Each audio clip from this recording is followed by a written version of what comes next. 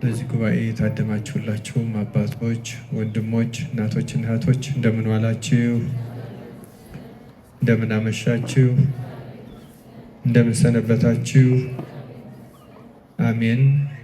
ልዑለ ባህሪ እግዚአብሔር አምላካችን ስሙ ለዘላለም የተመሰገነ ይሁን። ዛሬ እንደ እግዚአብሔር መልካም ፈቃድ ጥቃቅን ፍጥረታት በሚል ርዕስ እንማማራለን። መነሻ የምናደርገው የመጽሐፍ ቅዱስ ክፍለ ምንባብ መጽሐፈ ምሳሌ ምዕራፍ 30 ቁጥር 24 እስከ 28 ያለውን ይሆናል። ይህን ክፍል እኔ አስቀድሜ በንባብ አሰማቸዋለሁ። እግዚአብሔር አምላካችን በቸርነቱ ለድህነታችን የሚጠቅመንን ምስጢር ይግለጽልን። በምድር ላይ 4 ጥቃቅን ፍጥረታት አሉ። እነርሱ ግን እጅግ ጠቢባን ናቸው። ገብረ ጉንዳን ኃይል የሌላቸው ሕዝቦች ናቸው። ነገር ግን በበጋ መኗቸውን ይሰበስባሉ። ሽኮኮች ያልበረቱ ሕዝቦች ናቸው። ቤታቸውን ግን በቋጥኝ ድንጋይ ውስጥ ያደርጋሉ። አንበጣዎች ንጉሥ የላቸውም፣ ሁላቸው ግን በመልካም ሥርዓት ይሄዳሉ። እንሽላሊት በእጅ ይያዛል፣ በነገሥታት ግቢ ግን ይኖራል ይላል። ስለ ቃሉ የአምላካችን የእግዚአብሔር ስሙ የተመሰገነ ይሁን። እንደሰማችሁት ስለ 4ቱ ጥቃቅን ፍጥረታት መፍቀሬ ጥበብ ሶሎሞን በዚህ በመጽሐፈ ምሳሌ የመዘገበልን ነገር ከርዕሱም ከመጽሐፉ ስም እንደምንረዳው መጽሐፈ ምሳሌ በምሳሌ የሚያስተምር የሚናገር፣ ሶሎሞን ብዙ ጊዜ እንደምትሰሙት እንደምታውቁትም እግዚአብሔር ጥበብን የሚተካከለው ሌላ ሰው እንዳይኖር አድርጎ ጥበብን የሰጠው ሰው ነው። እግዚአብሔር ጥበብ የሰጠው ሰው እና ይህን ጥበብ ከተቀበለ በኋላም በድሏል እንደ ሰው። ግን ደግሞ ንስሐ ገብቶ ተመልሶ ከእግዚአብሔር እንደገና ሁሉ ከንቱ እያለ በእውነቱ እጅግ የሚደንቁ ምሳሌያዊ ነገሮችን ተናግሯል፣ አስተምሯል። እና በዚህ በመጽሐፈ ምሳሌ ምዕራፍ 30 ላይ በተለይ ስለ ፍጥረታት የማናስተውላቸው ፍጥረታት ለምን እንደተፈጠሩ ወይም ለሰው ልጅ መማሪያ እንደሚሆኑ እግዚአብሔር መቼስ ፍጥረትን አንዱ የፈጠረበት ዓላማ ለአንክሮ ለተዘክሮ ነው። ማለት እያደነቅን ለመማር ከዚያ ለመማር ለማወቅ ስለሆነ ከዚያ የምንማርባቸውን የተለያዩ ፍጥረታት እያመጣ ይነግረናል። ከነዚያ ውስጥ ዛሬ እነዚህን 4ቱን እንማማርባቸዋለን። ልዩ የሚያደርጋቸው አንደኛ ጥቃቅን ናቸው፣ ሁለተኛ ከሁሉም እንደሰማችሁት እጅግ ጠቢባን ናቸው ይላል እና ሰው ደግሞ በፍጥረቱ የከበረ ቢሆንም በተለይ ሕያዊት ነፍስ ያለው ስለሆነ መላእክትን በዚህ በነፍሱ ቢመስልም ከመላእክትም በላይ እግዚአብሔር በመልካችን እንደ ምሳሌያችን እንፍጠር ብሎ የፈጠረው አርአያ ሥላሴን ገንዘብ ያደረገ ፍጥረት ቢሆንም ከድቀተ አዳም ከአዳም መሳሳት በኋላ ግን መጥቶም ክርስቶስ ካዳንን በኋላ እንኳ ከዚያ ድካም ወጥመድ ማምለጥ እያቃተን በጥምቀት ያገኘውን ጸጋና ልጅነት ጠብቆ ማቆየት አልችል ብለን እንደገና በብዙ ድካም ውስጥ እንገኛለን። እውነቱን ለመናገር ሰይጣን ራሱን ክፉ አድርጎ ከእግዚአብሔር ተገፎ ቢወድቅም ኃይሉ እውቀቱ ስለተነሳው አሁንም የሚሰራው በጣም የረቀቀ ስራ ነው። ይሄ ማለት ምን ማለት ነው? ከእግዚአብሔር ቢጣላም ወደ ጥልቁ ቢጣልም ቢፈረድበትም ክፋትን ከራሱ በማንቃቱ ምክንያት ኃጢአትን ሞትን በማምጣቱ ምክንያት ወደዚህ ዓለም በማስገባቱ ምክንያት የተጣለ ቢሆንም ኃይሉ ግን አልተነሳው እና ክርስቲያኖች አሁንም በዚያ መንገድ ይሰራል። ስልካችንን ድምፅ አልባ ብናደርግ ጥሩ ነው ሁላችንም። ቤተክርስቲያን ውስጥ ሰምታችሁኛል። ስልኩን ድምፅ አልባ ያላደረገ ሰው ካለ ያደርግና በጣም አስቸኳይ ማንሳት ያለበት ሰው ካለ ደግሞ ወደ ዳር ተቀምጦ ወጥቶ ነው ማንሳት ያለበት።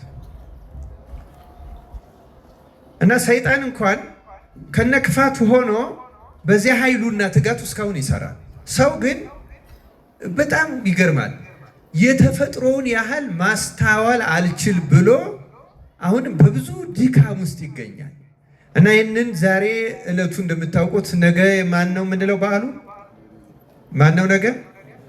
አዎ በደብረ ዘይት ተራራ ላይ ጌታችን ስለ ዳግም ምጽአቱ ያስተማረው ትምህርት ወይም ደግሞ ዳግመኛ የሚመጣ መሆኑን የምናስብበት ዕለት ነው። አሁን 12 ሰዓት አልፏል።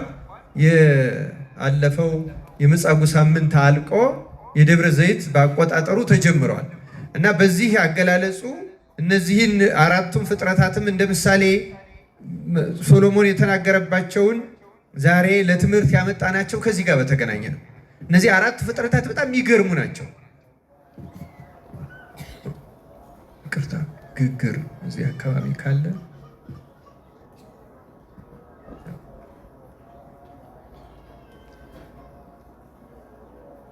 እና የመጀመሪያው ገብረ ጉንዳን ነው ይላል።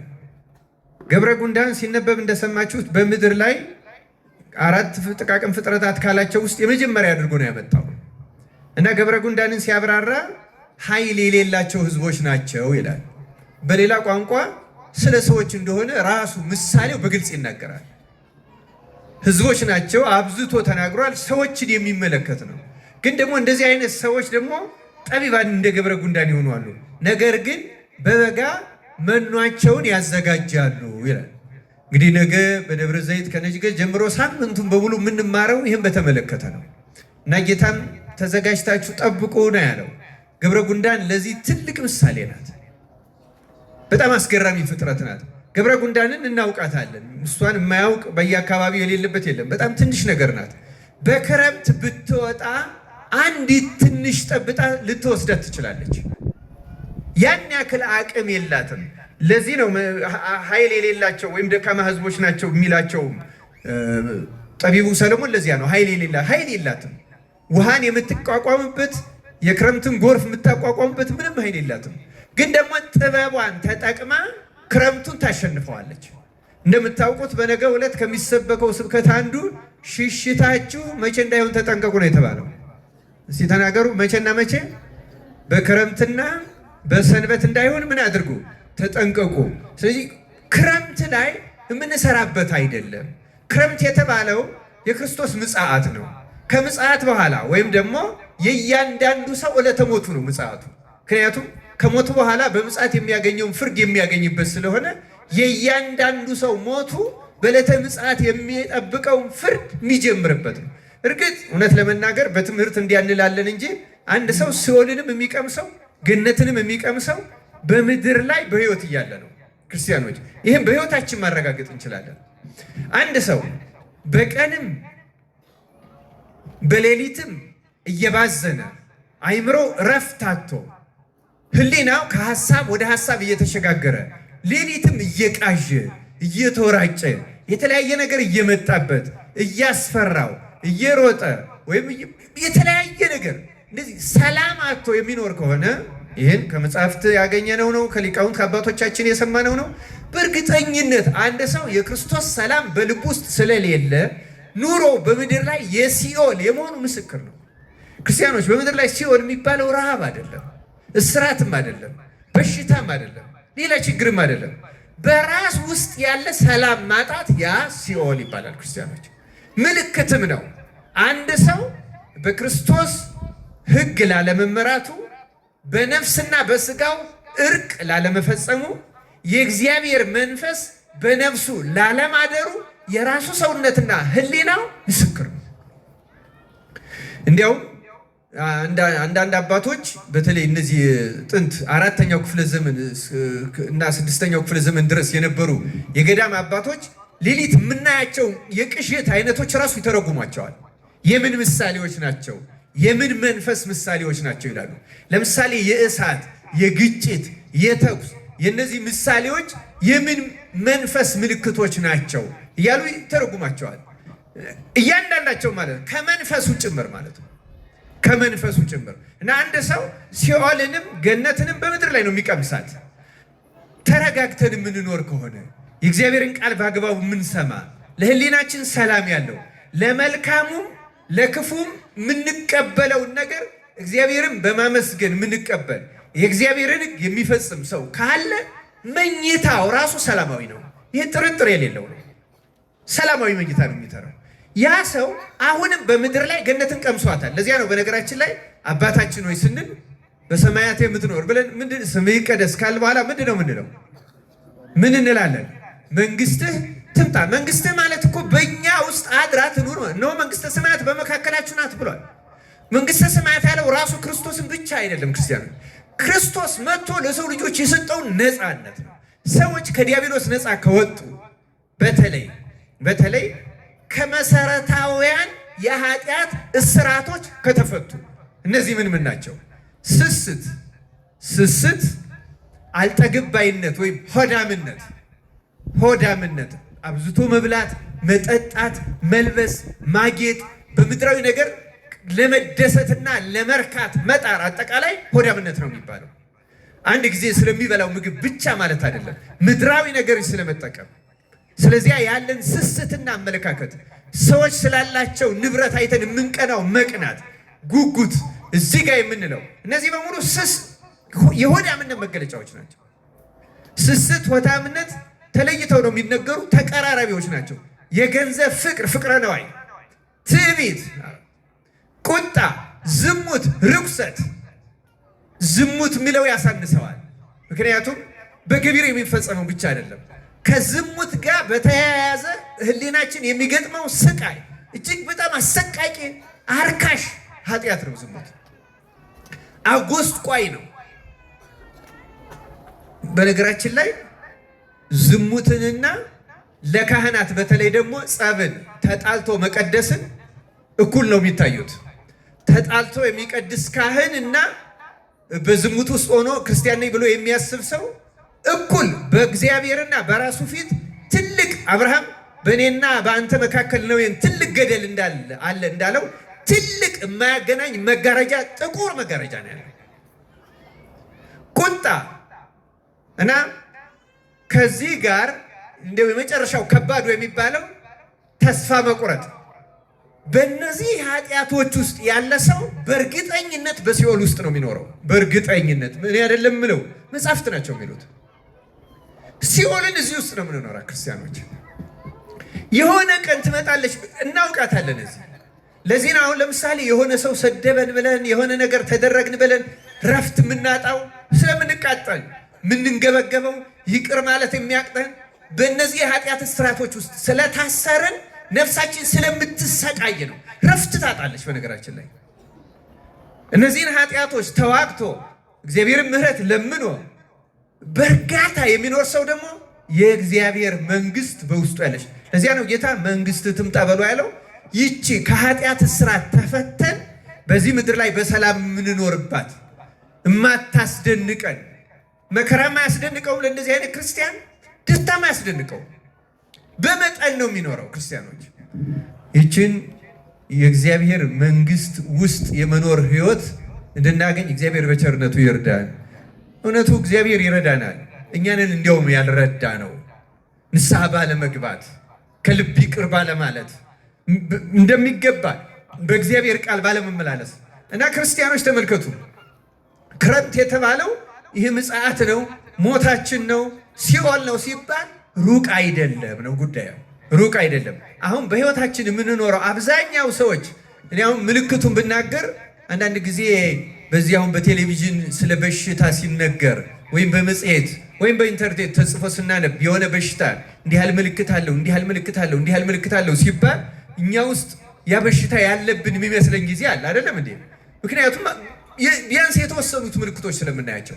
ሲኦልም እንደዛ ናት። በነገራችን ላይ ምልክቶቹን እናውቃቸዋለን አሉ። እዛ ውስጥ ያለን ሰዎች ሲኦል ውስጥ ነው ያለን አሁን ይመስለናል እንጂ ጭንቀት ውስጥ ያለን፣ ረብሻ ውስጥ ያለን፣ መንበዛበዝ ውስጥ ያለን፣ ከቤተሰብ ጋር እንኳን ሰላም የሌለ ሰዎች ሲኦል ውስጥ ነው ያለን። እግዚአብሔር ከዚህ ነፃ እንድንወጣ በቸርነቱ ይርዳን። ታዲያ ገብረ ጉንዳን ብልህነቷ ምንድን ነው? ይሄ ከመሆኑ በፊት ክረምት ከመምጣቱ በፊት መናዋን በበጋ ምን ታደርጋለች አለ? ትሰበስባለች። ገብረ ጉንዳን በመጽሐፍ ቅዱስ የሁለት ነገሮች አብነት ናት። አንደኛ ጊዜን የመጠቀም፣ ሁለተኛ የትጋት አብነት ናት።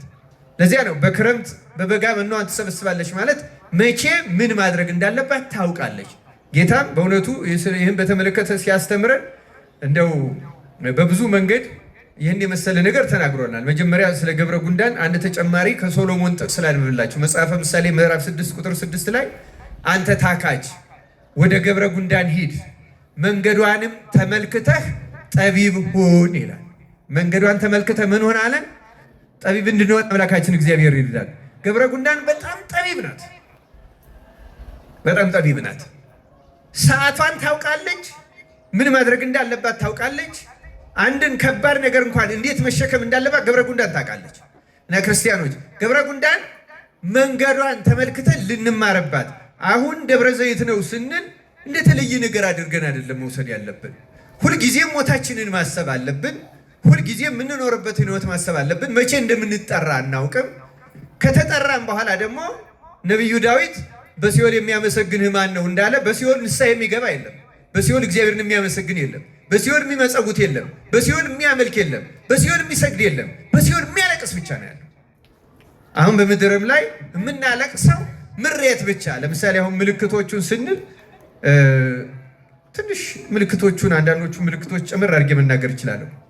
ለምሳሌ ትችት ብቻ የሚቀናው ሰው፣ ትችት ብቻ ስለ ማንኛውም ነገር የምንተች ሰዎች፣ ትችት ከቀናን በውስጥ ትችት ትዕቢት የሚባል ትልቁ ኃጢአት እኛ ውስጥ የመኖሩ ምልክት ነው። በነገራችን ላይ ትችት ካለ ትዕቢት በፍጹም አይፈጠርም። ራስን የተሻለ አድርጎ የተሻለ አዋቂ አድርጎ የማየት ምልክት ነው። እና እንደዚህ አይነት ነገሮች ምልክቶች ናቸው። ብዙዎቹ መዘርዘር ይቻላል። ቅድም እንዳሉ ጊዜን ወደዚያ እንዳይወስድብኝ እያልኩ ነው እንጂ እና ገብረ ጠቢብ ሁን ሲባል ማስተዋል፣ መቼ ምን ማድረግ እንዳለብን ማወቅ። አሁን ዛሬ ንስሐ መግቢያችን ጊዜ ነው። በጎላ በተረዳ ነገር እንደ ደብረ ዘይት እንደ ጳጉሜ እንደዚህ ባሉት እናክብረው እንጂ በማንኛውም ጊዜ ክርስቲያን ይህን ነገር ማሰብ ያስፈልጋል። ሁለተኛ የገብረ ጉንዳን ምሳሌነቷ ትጋት ነው። ክርስቲያኖች ስንፍናን ቅድም ከዋና ዋና ኃጢአቶች አልዘረዘርኩትም። አንዱ ስንፍና ነው። በነገራችን ላይ ስንፍና ኃጢአቶች እንግዲህ በብዙ አይነት መንገድ እየተከፋፈሉ ትምህርት ሊሰጥባቸው ይችላል። ለምሳሌ መጽሐፍ ቅዱስ ላይ ቅዱስ ጳውሎስ ይመስለኛል ይቅርታ የማይገባው ኃጢአት ብሎ የሚናገረው አለ። ይቅርታ የሚገባቸው ኃጢአቶች አሉ። ይቅርታ የሚገባቸው ማለት አሁን ስንናዘዝ ሁሉ ማይሰራ ኃጢአት እግዚአብሔር ይፍታ ሲባል በቀላሉ ሚስተሰረዩ አሉ። ግን ተናዘንባቸው ንስሐ ገብተንባቸው ቀኖናችንን ፈጽመን እንኳን ክርስቲያኖች ቀኖናችንን ፈጽመን ስላለፈው ይቅርታ አግኝተን ግን ያ ኃጢአት ከኛ ውስጥ ስሩን ስላልነቀለ ጉቶ ስላልተነቀለ ደግመን እየሰራ ነው ከኛ ጋር ተጣብቆ የሚኖር የኃጢአት አይነት ያ ይቅርታ የማይገባው በሌላ ቋንቋ ይቅርታ የሌለ ሆኖ ሳይሆን ጉቶ ተነቅሎ ካልወደቀ ዘሩ ፈጽሞ ከኛ ልቡና ካልጠፋ ካልተወገደ ለስጋው ደግሞ የማያበቁ ናቸው። አሁን ቅድም የዘረዘርኳቸው ከነዚያ ውስጥ ቅድም ያልዘረዘሩት አንዱ ስንፍና ነው። ስንፍና ልክ እንደ ስስት ልክ እንደ ዝሙት ትልቅ ኃጢአት ነው።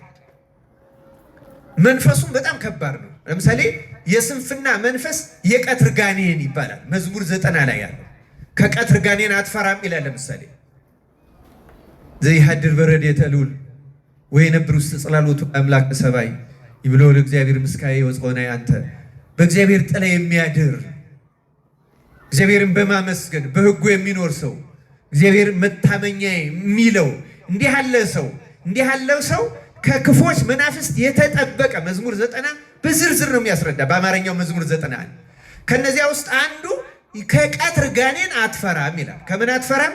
የቀትር ጋኔን የሚባለው የስንፍና መንፈስ ነው። በጣም ክፉ መንፈስ ነው። ሰዎችን ለጸሎት እንዳይነሱ የሚያሰንፍ፣ ለቅዳሴ ገስግሰው እንዳይመጡ የሚያሰንፍ፣ ለጸሎት ለማንኛውም ለምጽዋት፣ ለበጎ ስራ፣ ለይቅርታ ምክንያት እየፈጠረ የሚያልፈሰፍስ በጣም አደገኛ።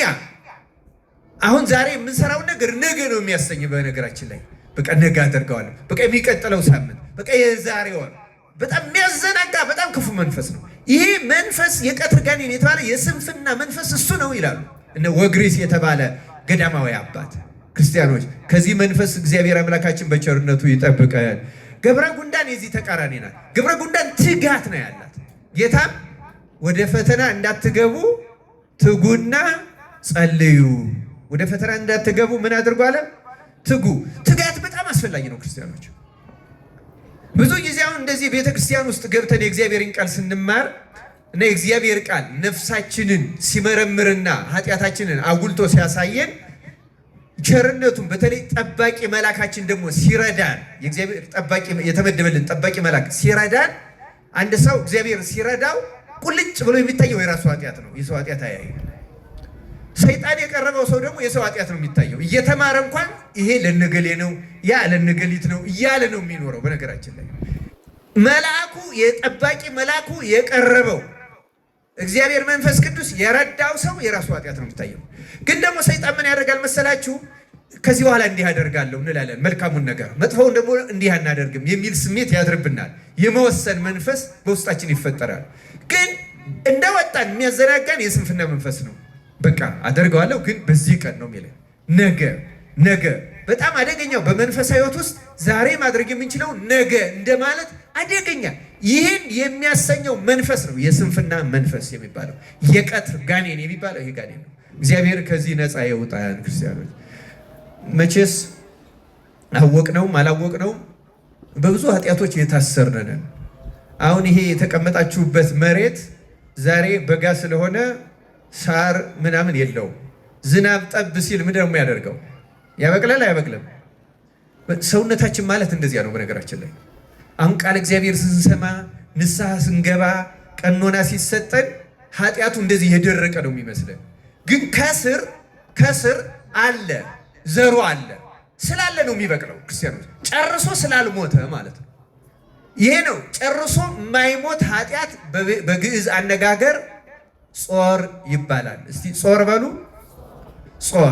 ጾር ማለት የማይለቅ ቶሎ የማይለቅ ተጣብቆ የያዘ ማለት ነው። ጾር አለብኝ ይላሉ አሁን አባቶች። ጾር አለብኝ ማለት እየተዋጉት ያለቀቃቸውን ነገር የሚያውቁት ማለት ነው። ይሄ ጾር ይባላል። የማይለቅ ንስሐ ገብተንበት ቀኖናችንን ፈጽመን ላለፈው ስርየት አግኝተናል። ጥርጥር ላይ ገባችሁ። ግን ደግሞ ዘሩ ቅድም እንዳልኳችሁ መሬት ሰውነታችን ውስጥ ስላለ ምቹ ሁኔታ ሲፈጠር ብቅ ይላል። እንደገና ዝሙትን እንዋጋዋለን። ግን ደግሞ ወዲያው ምቹ ሁኔታ ሲያገኝ ብቅ ነው የሚለው ሰውነታችን። ይገርማቸዋል። እንዲሁም ስለ ዝሙት አባቶች የሚናገሩት አንድ አባባል አለ በሀገራችን። ሰውን ማመን ምን አድርጎ ነው? ቀብሮ ነው ይባላል። እና አሁን ሰው ተንኮለኛ ነው ለማለት እያደረግን እየወሰድ ነው። ግን በመጽሐፍተ መነኮሳት ዜና አበው ላይ ያለ ነው። በነገራችን ላይ ይሄ ዜና አበው ላይ ያለ ታሪክ ነው። እና ዜና አበው ላይ ያለ ታሪኩን በጣም አስገራሚ ነው። ሰውን ማመን ቀብሮ ነው የሚባለው ለምንድን ነው? አንድ ጊዜ አንድ አረጋዊ አባት ገዳም የኖረ በንጽህና በድንግልና የኖረና ሰይጣንን ተዋግቶ ድል የነሳ አባት በእርጅናው ዘመን በጣም ጽኑ ደዌ በሽታ ያዘው። ጽኑ ደዌ በሽታ ይዘው። በነገራችን ላይ በሽታ አንዳንድ አይደለም ብዙ በሽታ በጣም ሰውነታችን የሚያደክም ካልሆነ ታሞ መተኛት የዝሙት መንፈስን ራሱ ይቀሰቅሳል ይላሉ። ምክንያቱም የሌላ ሰው መጎብኘት ይፈልጋል ሰውነታችን። በሌላ ሰው እንክብካቤ የመፈለግ የመያዝ የመታቀፍ ፍላጎት ያመጣል። አንዳንዱ በሽታ አውቆ ነው ሰይጣን እንደዚያ የሚያደርገው እና በዚያው አታሉ እየጣለ ሄዳል። እና ይሄ መነኮስ እንዲህ ያለ ነገር ሲገጥመው የገዳሙ አባቶች እዚህ ገዳሙ ምግብ ለበሽተኛ አይሆንም። ታውቃላችሁ በእኛ በትልልቅ ገዳማት አሁን እንደ ዋልባ ባሉት እንደ ማህበረ ሥላሴ በሌሎቹ ሞፈር ቤት የሚባል አለ። ሞፈር ቤት ማለት ምን ማለት ነው? ከገዳሙ ቅጥር ውጭ ለምሳሌ በገዳሙ በዋልባ ቋርፍ የሚበላ ከሆነ አንድ የገዳሙ አባት ቢታመም ሞፈር ቤት ማለት አዝመራ ተዘምሮ እንደ እህል ተጋግሮ ወጥ ተሰርቶ የሚበላበት ማለት ነው። እዚያ ወስደው አብልተው ያድኑታል ማለት ነው። ልክ እንደዚያ ያደርጉታል ማለት ነው። ምክንያቱም እንደ ልደት እንደ ትንሣኤም ሲሆን ሄደው ይፈስኩበታል በተለየ ሁኔታ። ገዳሙ የተለየ ቃል ኪዳን ኖሮት ያ ከገዳሙ የታዘዘው መቁንን ብቻ የሚበላበት ሲሆን በዚያ ለመነኩሴው የተለየ ነገር አይደረግለትም። አንዳንዱ እንደዚህ የሌለው ደግሞ ምን ያደርጋሉ? ወደ መንደር ይወስዷቸውና ከምዕመናን አስጠግተው ምግብ በልተው ታክመው እንዲድኑ ያደርጓቸዋል። ታዲያ ይህንም ሽማግሌ መነኩሴ በጣም ያረጀ የደከመ መነኩሴ ወደ መንደር ወሰዱት እና አንዲት ሴት ክርስቲያን አግኝተው ከእሷ አስጠግተው 2-3 ቀን ጠበቁት። አሁን አባታችን እሷ ምግብ እየሰራች ሰጥታህ እንድትድን እንፈልግ ነበረ። እኛ እዚህ እንዳንሰነብት ጾር ይነሳብናል። ጾር እየሰማችሁ ነው አይደለም? ስለ ጾር ነው እየነገር አንተንም ትህተንህ እንዳንሄድ ጾር እንዳይቀሰቀስብህ ፈራል። በአብዛኛው በግዕዝ ጾርን ለዝሙት ይሰጡታል። እንደው የታወቀው ስለሆነ ነው እንጂ ሁሉም ጾር ነው። ማይለቅ ተጣብቆ የሚኖር ሁሉ ጾር ነው የሚባለው። እና ምን እናደርግ ሲሉት እሱ ምን አለ? እንዴ እኔ የማየው ሙቼ ለሞት ቀርቤ በእድሜም አርጅቼ በበሽታውም ተዝይዤ ከዚህ በኋላ ምን ይሆናል ብላችሁ ነው? እናንተ ወደ ገዳማችሁ ሂዱ፣ ሲሻለኝ እመለሳለሁ አላቸውና አሰናበታቸው። በኋላ ይቺ ሴትዮ ተንከባከባችሁ፣ ለነፍሷ ብላ ረዳችሁ። ሰይጣንም እየለቀቀው ሄደ፣ ዳነ። ጾር ተነሳበት። ያረጀ ሽማግሌ ጣለው። ደግሞ ሴትይቱ አረገዘች። አዘነ። እውነተኛ ተነሳሂ ስለሆነ በድቀቱም አዘነ፣ በመረገዙም አዘነ።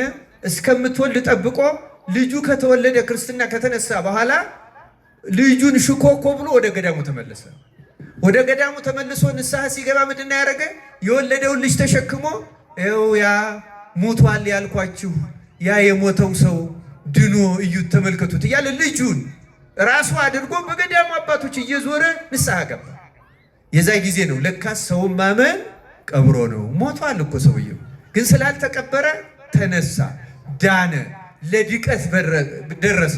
ሰው ካልሞተ በቀር ከዝሙት ጾር ነፃ አይሆንም። በእውነት ለመናገር እግዚአብሔር መንፈስ ቅዱስ ረድቶት ካላጠፋለት በቀር ለብዙዎቹ ቅዱሳን አጥፍቶላቸዋል። አሁን በግብፅም አንድ ሌላ አባ ገብርኤል የሚባል ፓትርያርክ፣ እንደውም ስንክሳሩ ታሪኩ በዚህ በየካቲት ወር ነው፣ ቀኑን ረሳሁት እንጂ በጣም ትልቅ ተአምር የሚያደርግ ጸጋ የተሰጠው ትልቅ መናኝ ነበር። በኋላ መንፈስ ቅዱስ መረጠውና ፓትርያርክ ሆነ። ፓትርያርክ ሆኖ በጣም የሚገርመው ነገር በግብፅ ስርዓታቸው ከገዳማቸው ነው የሚኖሩ። የአስተዳደር ስራ ካለባቸው ሄደው ሰርተው ወደ ገዳማቸው ይመለሳሉ እንጂ ከተማ አይሰነብቱም። ምክንያቱም ፈተናው ይፈሩታል። የገዳማቸውም ስርዓት እንደዚያ ነው። ሌላው ቀርቶ ጳጳሳቱ የግብፅ ልብስ የሚያለብሳቸው ገዳማቸው ነው እንጂ በግል ገንዘብ ገዝቶ መልበስ የሚባልም የለም። በዚያ አይደረግም። ምክንያቱም አንድ ጊዜ እነሱ ራሳቸውን ለቤተክርስቲያን ሰጥተዋል። ታዲያ ይህ አባት ፓትርያርክ ከሆነ ወደ ከተማ ለስራ ሲመላለስ የዝሙት ጾር አስቸገረው እና በጣም ተጋዳይ ስለሆነ ይጾማል፣ ይጸልያል፣ ይሰግዳል፣ ቸርነት ያደርጋል፣ ተግቶ ይሰራል። ቢያደርገው ግን አልጠፋለት ሲል ለአንድ ገዳማዊ ትልቅ አባት ሄዶ ተናዘዘለት።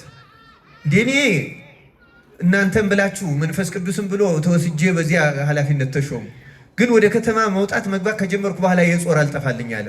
ምን ላድርግ አባቴ? ይህን ያደረግኩ አልጠፋልኝ አለ። ፓትርያርኩ እንደዚህ ብሎ ንስሐ ገባ። ያ ገዳማዊ አባት መከረው። እንዲህ ያለውን ጾር እግዚአብሔር ነቅሎ የሚጥልልህ በትህትና ስራ ነውና የትህትና ስራ አለ። ፓትርያርክ ነው። ምን እንዳደረገ ታውቃላችሁ? በዚያ በገዳም ነው የሚኖረው። በገዳሙ ያሉትን የአበውን የሽማግሌዎቹን እንዳሁኑ እንደምታውቁት ዘመናዊ ሽንት ቤት የለም። እንደዚህ ገዳማውያኑ ከበዓት አይወጡም። ሽንታቸውን የሚቀበሉበት ዕቃ አላቸው። ከዚያ ለረዳቸው ከውጭ ያስቀምጡታል። ሌላም ብዙ ቆሻሻዎች አሉ በገዳም። እነዚያን በሌሊት እየተነሳ እየጠረገ ሩቅ ቦታ እየወሰደ እየደፋ የሚያፈሰውን እያፈሰሰ 2 ዓመት ፓትርያርክ ሆኖ በድብቅ ማንም ሰው ሳያውቅ ሰው ሳያየው የገዳሙን ቆሻሻ እየወሰደ፣ ምክንያቱም ቀን ጠርገዋለሁ ቢል ፓትርያርክ ስለሆነ የሚያስጠርገው የለም። ሁሉም ተረባርቦ ይቀመዋል። ግን የትህትና ስራ እግዚአብሔር ስለሚሆን ተደብቆ 2 ዓመት ይሄን አደረገ። ከ2 ዓመት በኋላ ጌታ ትህትናውን አይቶ የዝሙትን ጾር አጠፋለት፣ እንደ እግዚአብሔር መልአክም ሆነ ይላል። እግዚአብሔር እንደዚህ አድርጎ ነፃ የሚያወጣቸው ብዙ ቅዱሳን አሉ። ነፃ ያወጣቸው እግዚአብሔር እንደዚህ ነፃ ካላወጣ በቀር በእውነቱ ጾር ቶሎ አይጠፋም። እግዚአብሔር በቸርነቱ ነቅሎ ይጣልል። ክርስቲያኖች ምንድነው የምናደርገው ልትሉ ትችላላችሁ። አሁን ከዚሁ ከገብረ ጉንዳን ሳልወጣ የትጋት ምሳሌ ስለሆነ፣ ምክንያቱም ምጽአት ሌላ አይደለም። ምጽአት ኃጢአትን ተዋግቶ ድል ላልነሳ ሰው ሲኦል ነው፣ ድል ለነሳ ሰው ደግሞ ገነት ነው። ሌላ ምንታው የለም። እንዴት ነው ድል የምንነሳው? አሁን ይኸው በበጋ መኖዋን ታከማቻለች ነው የሚለው ገብረ። ምን አይነት መኖ ነው አሁን እኛ መሰብሰብ ያለበት? በተለይ እንደ አብይ ጾም ባለው በዚህ ወቅት፣ በጾሙ ወቅት ቅዱሳን በገዳማት ያሉ ትጉሃን ዝጉሃን እንደ መላእክት፣ አንዳንዶቹ ብዙዎቹ አሁን ራሱ በዚህ ዘመን በኢትዮጵያ ውስጥ በሳምንት 1 ቀንና 2 ቀን ወይ 2 ቀን ለምሳሌ ሐሙስ ቀን ይቀምሳሉ። ከዚያ ሰንበትን ስለማይሽሩ በሰንበትን ይቀምሳሉ። ይህ ብቻ እየቀመሱ የሚጾሙ ትጉሃን አሉ።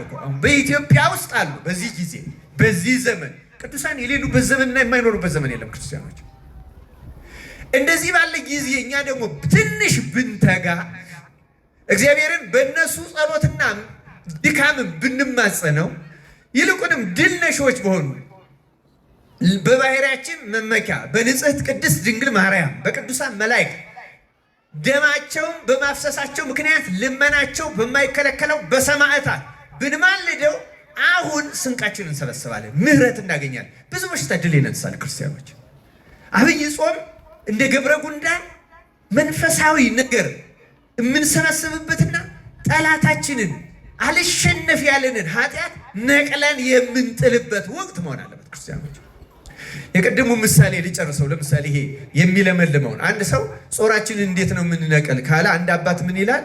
እንደ አንድ አትክልተኛ ራስህን ቁጠር ይላል። አትክልተኛ ምን ያደርጋል ይላል? አትክልተኛ አትክልት የሚተክልበት ቦታ ላይ ያሉትን እሾሆች፣ ኩርንችቶች፣ ቁጥቋጦዎች አስቀድሞ ምን ያደርጋል? ይነቅላቸዋል። አይደለም እንዴ? መንቀል ብቻ አይደለም፣ መንጥሮ ለምሳሌ ቆጥቁጦ ከተዋቸው እንደገና ያበቅላሉ። አሁን ያልኳችሁ ያ ነው። ንስሐ የገባንበትን ኃጢአት ከነጉቶ ካልነቀል ነው እንዲያውም 2-3 ቅርንጫፍ ነው ይወጣል። እንደ አንዳንዱ ዛፍ፣ እንደ ባህር ዛፍ፣ እንደዚህ እንደ ሌሎቹ ማለት እንደዛ ያደርጋል። ስለዚህ አንድ ክርስቲያን እንደሚያደርገው ስላለፈ ኃጢአት ተገላግያለሁ ብሎ ብቻ መዘናጋት የለበትም። ያ ኃጢአት ከሰውነቱ ተነቅሎ እንዲወጣ ጉቶ እንዲነቀል ፈጽሞ ያን ነቅሎ መሬት የተባለች ሰውነቱ ማለስለስ አለበት። ምክንያቱም ከዚያ በኋላ የሚመጣ ነገር አለ። ስለዚህ አንዱና እኛ ክርስቲያኖች የምንረሳው ነገር ከንስሐችን በኋላ ያን ከዚህ በፊት የጣለንንና እየደጋገመ የሚጠለንን ጾር ጉቶውን ነቅሎ ከሰውነታችን ከነሰኮፉ ነቅሎ መጣል የሚጥልልን ክርስቶስ ነው። ግን እኛ ያን ለማድረግ መትጋት አለብን። የገብረ ጉንዳን ትጋት የመጀመሪያ እና አትክልተኛ ሰው ነው የሚያደርገው። ያንን ነቅሎ ከጣለ በኋላ ምን ያደርጋል? አሁን አዲሱን ተክል ብርቱካን ይሁን ማንጎ ቢሆን ይተክለዋል። ተክሎ ደግሞ ዝም አይለው። ምን ያደርገዋል? እንደገና ይንከባከበዋል። ለሱ የሚሆነውን ማዳበሪያውን ውሃውንም ያደርገታል። 4 ነገር ነው የሚያደርገው። መጀመሪያ ያንን ኃጢአቱን ቆርጦ ይጥላል፣ ቁጥቋጦውን፣ ከዚያ ጉቶውን ነቅሎ ይጥላል፣ ከዚያ መልካሙን ተክል ይተክላል፣ ከዚያ በኋላ ይንከባከበዋል። ክርስቲያን ምን ነው የሚያደርገው? ንስሐ ይገባል ማለት ስለቀደመ ኃጢአቱ ስርየት ያገኛል። ቆረጠው ያንን ኃጢአት ማለት ነው። ግን ጉቶ ይቀራል። ያን ጉቶ ነው ነቅሎ መጣል ለብዙዎቻችን ያቃተን ያ ነው። እንደገና እየመላለሰ የሚጥለን በዚህ መሰረታዊ ምክንያት ነው። ክርስቲያን እንዴት ነው ይህን የምናደርገው? እንዴት ነው ይህን የገብረ ጉንዳን ትጋት ጌታ ትጉና ጸልዩ ወደ ፈተና እንዳትገባል። እንዴት ነው ይህን የምናደርገው? ክርስቲያኖች አባቶች የሚመክሩት አሉ። ብዙዎቻችን ብዙ ኃጢአቶች ወይም የኃጢአት መናፍስት ኃጢአት የሚያሰሩን ተጣብቀውን የሚኖሩ እንደዚህ አይነት ሊኖሩ ይችላሉ። ግን ብዙ አባቶች የሚሉት ምንድነው? በአንድ ሰው ላይ አንደኛው ኃጢአት አውራ ይሆናል ይላሉ። አንደኛው ኃጢአት ለምሳሌ በአንድ ሰው ላይ ዝሙት አውራ ኃጢአት ይሆንና ግን ስስትም፣ ቅናትም፣ ምቀኝነትም፣ ትዕቢትም፣ ስድብም፣ ልፍለፋም፣ ከንቱነትም ሊጨመርበት ይችላል አንድ ሰው። አሁንም ያልዘረዘርኳቸው በአንደኛው ላይ ደግሞ ትዕቢት አውራ ይሆንና ውሸት፣ ቅናት፣ ቁጣ፣ ሌሎቹ ይኖርበታል። በአንደኛው ላይ ደግሞ ሐሰት አውራ ሊሆን ይችላል። ስለዚህ አባቶች የሚሉት ምንድነው? እንደነዚህ ያሉ ኃጢአቶች እንዳሉብን የኃጢአት መናፍስት እንዳሉብን ስንረዳ ክርስቲያኖች ማድረግ ያለባቸው ምንድነው? በእነሱ ሰውነት ላይ አውራ የሆነውን የሰለጠነውን ነው መርጠው መጀመሪያ መዋጋት ያለባቸው እሱን ነው ይላሉ። ይህን እንድንዋጋ አምላካችን እግዚአብሔር ይርዳል። እንዴት ነው የምንዋጋው ነው ጥያቄው። ምሳሌዎች ብዙ ምሳሌዎች ተመስለዋል። 10 በትር ወይም 10 እንጨት ሰተን አንድ ሰው ስበር ብንለው 10ን አንዴ ነው መስበር የሚችለው ወይስ አንዳንድ እያደረገ ነው መስበር የሚችለው? አንዳንድ እያደረገ ነው አይደለም? ለዚያ ነው አንዳንድ እያደረግን ኃጢአታችን ድል እንነሳለን። ግን በቀላሉ ድል ለመንሳት አለቃ ሲመታ ሰራዊት እንደሚበተነው በሰውነታችን ከሰለጠነው ዋናውን ከተዋጋነውና እሱን ድል ከነሳን ሌሎቹ ከሱ ጋር አብረው እየከሰሙ ይሄዳሉ ይላሉ። እንዋጋቸዋለን። ግን መሰረታዊዋል ግን ያን ስናደርግ ደግሞ ከዚያ ጋር የሚሄዱ መሰረታዊ ነገሮች አሉ። ለምሳሌ ዝሙት የሰለጠነበት ሰው ቢኖር ማድረግ የሚገባው ነገር አለ። ንስሐ መግባት ብቻ አይደለም የሚነቅልለት። ተመልከቱ፣ ከዚህ ጋር የሚሄዱ ከዝሙት ጋር የሚሄዱ መሰረታዊ ነገሮችን ማጥናት አለበት። ዝሙትን የሚያባብሱ መሰረታዊ ነገሮች ምንድን ናቸው? የመጀመሪያው መብል መጠጥ ነው። ዝሙትን የሚያባብሰው ቅዱስ ወግሪስ ይላል በመጽሐፈ ወግሪስ ላይ እንደተጻፈው እንጨቱን ከቆሰቆስ እሳቱ የበለጠ ይነዳል ይላል። አንድ ሰው መብል መጠጥ ከጨመረ ዝሙት ይቀጣጠላል፣ የማይቀር ነገር ነው። እና እሳቱን ማቀዝቀዝ የፈለገ ሰው እንጨቱን እንደሚቀንስ የምትበላውና የምትጠጣውን ቀንሰው መጥነው ይላል። ከትዳር ውጭ ላይ ሄድ ይችላል አንዳንድ ሰው፣ ግን በትዳር ውስጥም ሆኖ ለሰንበት ለጾምም ረፍት ላይ ሰጠው ይችላል ሰውነቱ። እንዲህ ያለ ሰው እንጨቱን መቀነስ አለበት፣ ምግቡን መቀነስ አለበት። በጣም የተመጠነ በተለይ በጾም ወቅት። ከዚያ መኝታ ይለያል፣ ይህን ያደርጋል። ከዚህ ቀጥሎ ደግሞ የሚያደርጋቸዋሉ ወደዚህ ህሊናን። በነገራችን ላይ እንደነዝሙት እንደነዚህ ያሉ ኃጢአቶች እንደ ፎቶ ድሮ ፊልም የሚባል ነበር ታውቃላችሁ አይደል? የሚታጠብ ደርሳችሁበታል። እንደዚያ በእኛ ውስጥ ፕሪንት አላቸው፣ የማይለቅ ቶሎ የማይወጣ ማለት ነው። በዝሙት የወደቀ ሰው ትዝታ አለው በዝሙት ከወደቀበት ሰው ጋር እና የሆነ ቀን ይቀሰቅስበታል አውቆ ሰይጣን ትንሽ ድክመት ሲያገኝ የኃጢአት ጣዕሟ ከፍ ያለ ስለሆነ ያን ጣዕም እያስታወሰ ይቀሰቅስበታል። ስለዚህ ያን ነቅሎ እንዲጥል ምግቡን መቀነስና ሰውነቱን ማድከም ብቻ ሳይሆን ወደዚህ ሊቀሰቅሱ የሚችሉ ቴሌቪዥን ድራማ ሊሆን ይችላል፣ ፊልም ሊሆን ይችላል፣ ልቦለድ ሊሆን ይችላል። በፍጹም ያን ነገር ሊያበረታቱ የሚችሉ ነገሮች በሙሉ ቆርጦ ነቅሎ መጣል አለበት። ከዚያ በኋላ ደግሞ ብቻን ከተቃራኒ ጾታ ጋር መገናኘት ማቆም አለበት። እንዲሁም ለመነኮሳት ሲሆን አባቶች የሚያዙት ሕፃናት ልጆችን ሁሉ ማጫወት የለበትም ነው። ይቀሰቅሳል ጾር በርሱ ራሱን ያን ያክል። ምክንያቱም የኛ መጽሐፍቶቹ ራሱ ይናገራሉ። ለምሳሌ ከሴት ርቆ ንጽ ጠብቆ ነው የሚለው። ከሴት ካለ ርቀት አይጠበቅም፣ ውሸት ነው። ሰው ከምክንያቶቹ ሳይርቅ ከኃጢአቱ ርቅ አለው ቢል እሳት ገለባን እሳት ላይ አድርጎ አይቃጠልም አይነካውም እንደሚል ያለ ሞኝ ሰው ነው። ከሁኔታዎቹ መጠበቅ አለበት፣ መራቅ አለበት። ይህንን እያደረገ ጠንካራ ጾም እየጾመ እየሰገደ ጌታ ኢየሱስ ክርስቶስ ሆይ እኔን ኃጢአተኛውን ይቅር በለኝ፣ ከዚህ ከታሰርኩበት እስራት ፍታኝ። ተሰሙት እንደሆነ ሁልጊዜ ካህናት የሚሉት እማእሰረ ኃጢአት፣ ከኃጢአት ማሰሪያ ማን ይፍታ ነው የሚሉት። ማሰሪያ በነገራችን ላይ ኃጢአት ማሰሪያ አላት፣ እኛን አስራ የያዘችበት ትብትብ ገመድ አላት። እግዚአብሔር ከዚያ ማሰሪያ ነፃ ያውጣን ክርስቲያኖች። እና አንድ ሰው ሰውነቱን እንደዚህ እየገታ እየጾመ እየጸለየ እየተጋ ክርስቶስን ከዚህ ነፃ አውጣኝ የሚለው ከሆነ በትዕግስት ብቻ ይጠብቀው። መንፈስ ቅዱስ አንድ ቀን ያለምንም ጥርጥር ይህንን ኃጢአት ቆርጦ ይጥልለታል። ከዚያ በኋላ ንስሐ ዘማዊውን እንደምን ታደርጋለች ነው የሚባል። ንገሩኝ፣ እንደምን ታደርጋለች? እንደ ድንግል እንላለን አይደለም? ድንግል ታደርገዋለች ማለት ተመልከቱ ክርስቲያኖች፣ የስጋ ድንግልናው ይመለስለታል ማለት አይደለም። ነገር ግን አንድ ሕፃን ልጅ ሩካቤ ምን እንደሆነ አይምሮ እንደማያውቀው ንስሐው እውነተኛ የሆነ ሰው ሩካቤ ምን እንደሆነ እስከማያውቅ ድረስ ሕሊናው ይደነገልለታል።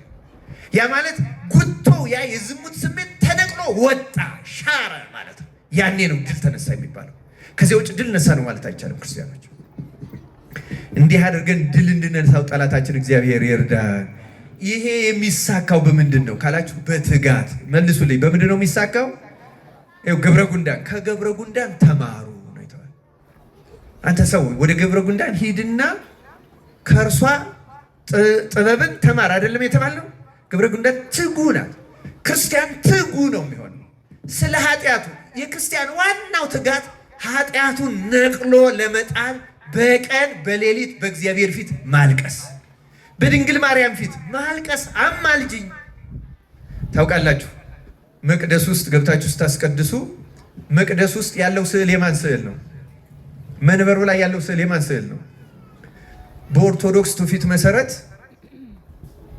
የቅድስቱ ግድግዳው ዙሪያውን የቅዱሳን ስዕል ይሳላል።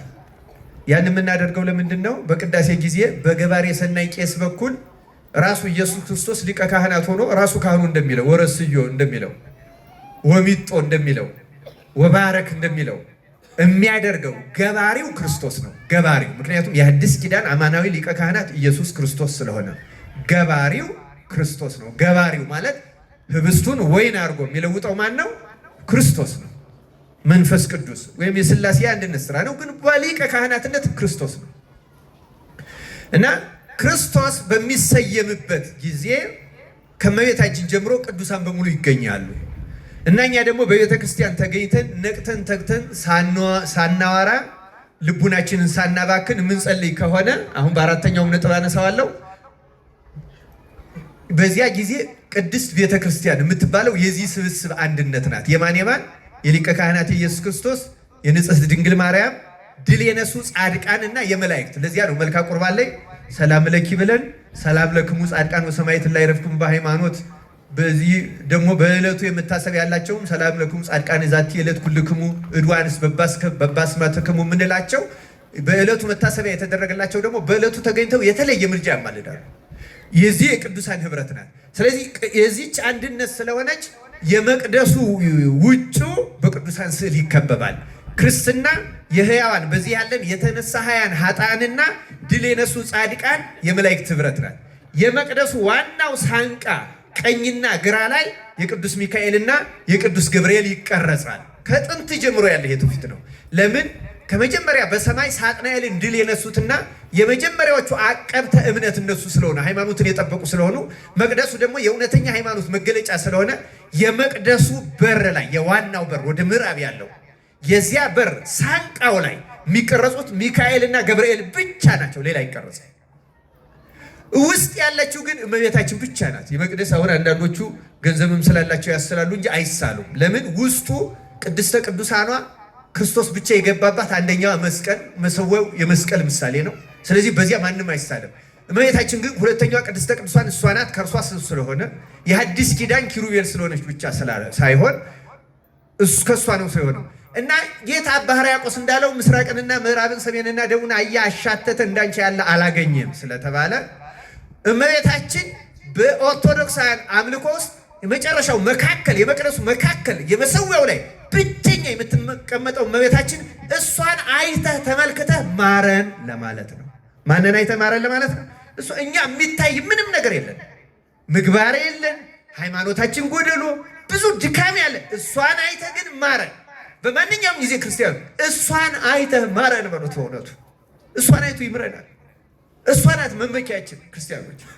ይህን ይዞ መማፀን መትጋት ለአንድ ክርስቲያን እጅግ አስፈላጊ፣ በተለይ በአብይ ጾም ክርስቲያኖች ማታ ለምንድን ነው ሳንጸልይ የምንተኛው?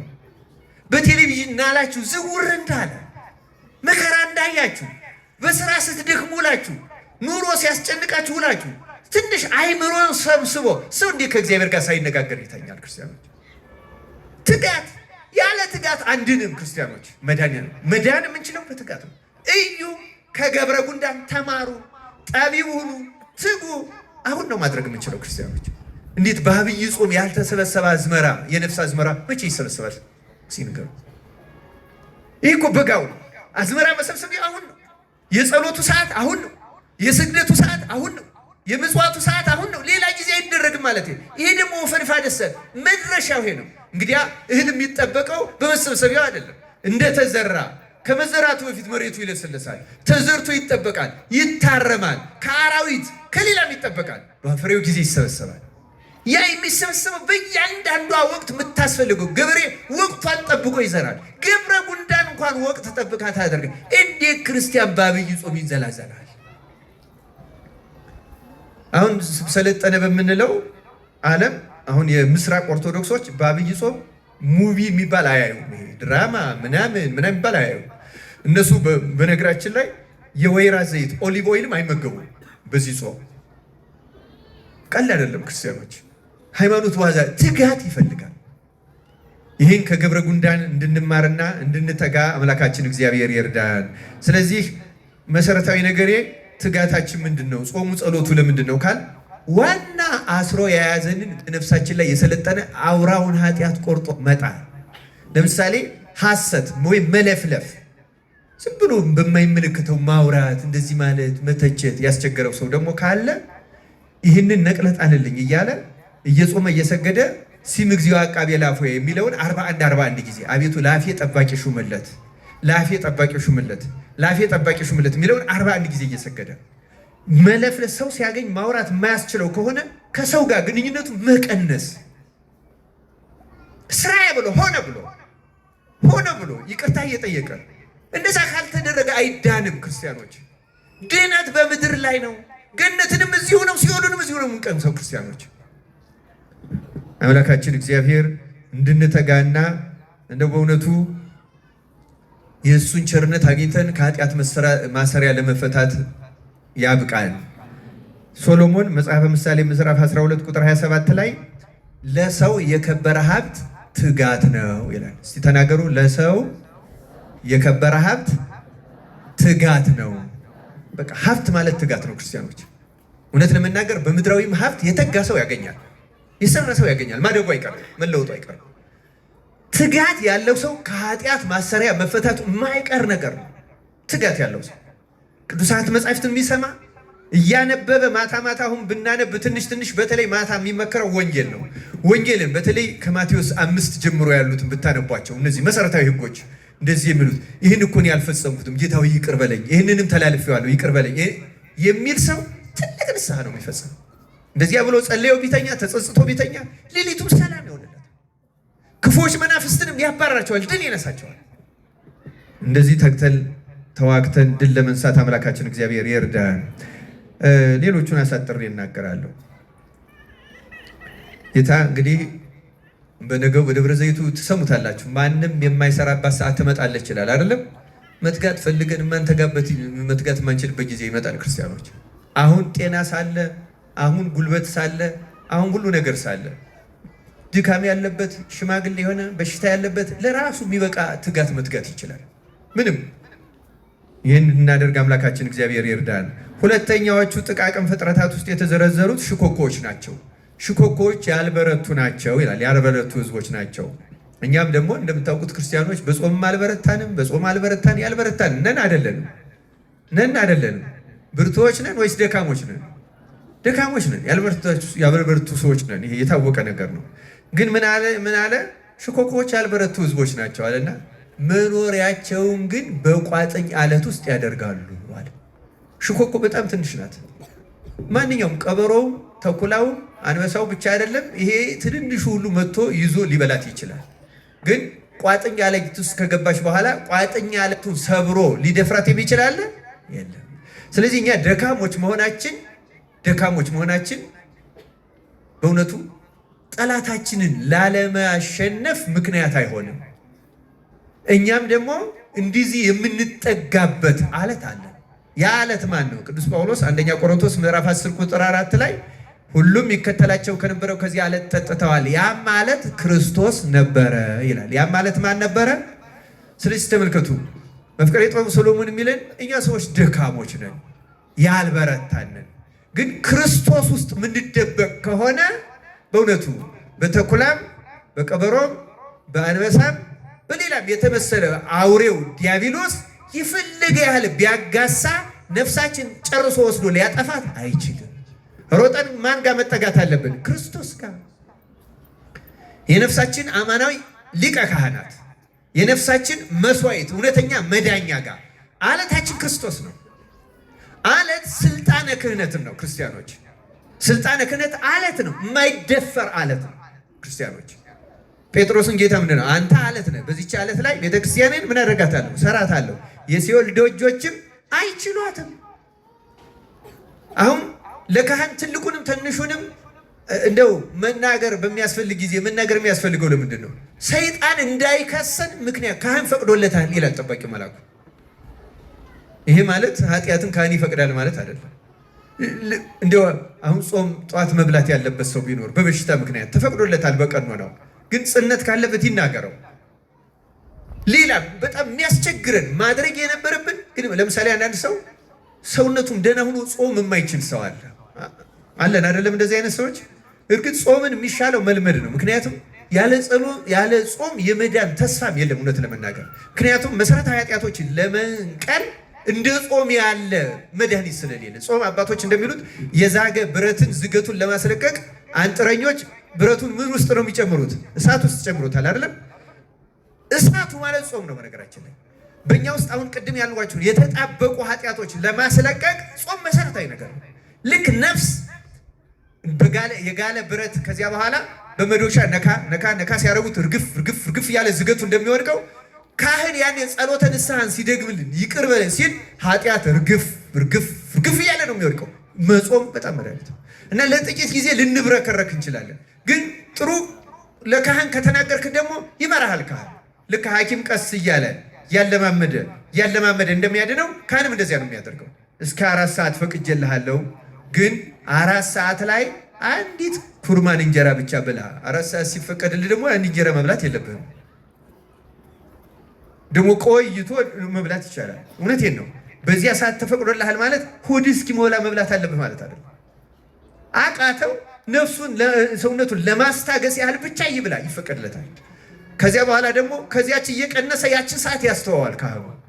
እየገፋ ወደ 6 ሰዓት ያደርሰዋል፣ እየገፋ ወደ 7 ሰዓት ያደርሰዋል። ከዚያ በኋላ የጸጋ እግዚአብሔር ራሱ እየተጨመረ እያጸናን ሰው በእንጀራ ብቻ አይኖርም ወደሚለው ኃይል እንመጣለን። እና ክርስቲያኖች ጾም በጣም መሰረታዊ አስፈላጊ ነገር፣ ግን ዋናው መጠጊያችን ስልጣነ ክህነት ነው። ሽኮኮውን እያብራራው ነው። ሽኮኮዎች መኖሪያቸውን ቋጥኛ ለተረክ ካህኑ ጋር ስትጠጋ፣ በፈቃደ ካህን ስትመራ፣ በእውነተኛ ሐኪምህ ስትታከም ትድናለህ። ሰይጣንን ድል ትነሳዋለህ። አምላካችን እግዚአብሔር በክርስቶስ ላይ አብዝተን ለመመካት ወደ እርሱ ለመጠጋት እና እሱ ሊቀ ካህናት ሆኖ እሱ በሰጣት አማናዊት ክህነት ስር ተጠልለን ለመዳን ያበቃል። ሽኮኮ እኛ ያልበረታን ሰዎች ነን። ማቴዎስ 7ም ሲተረጎም እውነቱ አሁን የሚነገረው ፈቃደ ካህን ነው። ለምሳሌ ዝናብ ዘነበ፣ ጎርፍ ጎረፈ፣ ነፋስም ነፈሰ፣ ቤቱንም አንድ ላይ ገፉት፣ ቤቱም በአለት ላይ የተመሰረተ ሳይወድቅ ቀረ፣ በአሸዋ ላይ የተሰራ ወደቀ ይላል አይደለም? በአለት ላይ የተመሰረተ በፈቃደ ካህን ላይ። ለምን አሁን መንፈሳዊ ነገር ስትጀምሩ ከኃጢአት ልትላቀቁ ስትታገሉ ሰይጣን አውቆ ብልሃት ነው የሚያመጣባችሁ። ለምሳሌ እንዲሁም ይህ ዓለም እኮ አላፊ ጠፊ ነው፣ ረተይው ረቶ የሚል ያመጣበታል። ይህ አውቆ ነው፣ ትዕቢት እንዲሰማው ነው፣ የጸደቀ እንዲመስለው፣ የተለወጠ ነገሮችን ሁሉ ጾሩን ነቅሎ የጨረሰ እንዲመስለው ነው። ካህን ግን እውነት እንዳልሆነ ያውቃል።